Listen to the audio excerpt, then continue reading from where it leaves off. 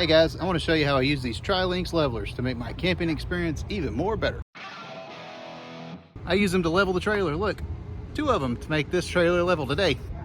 I use them underneath my stabilizer jacks, so I don't have to jack them down so far. I could actually use like 5 or 6 more of them.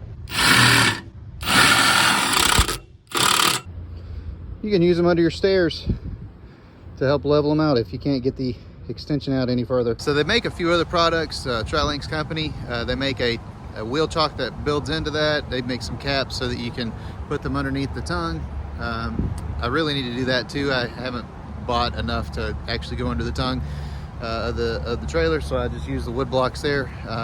Really need to just pony up and buy those things. If you guys have any experience with those other products that the Tri-Lynx company produces, if you could just share your experience down in the comments, I'd appreciate that very much. Should I buy the wheel chocks? I think I probably should, but I haven't so far. And also the caps, they make some caps that go on top of the Lynx Leveler, so you can use them underneath jacks a little better and stuff like that. If you're interested in these things, just click the link down in the comment. There's some Amazon affiliate links down there for these products. I hope you guys have a great day. Thank you so much for watching.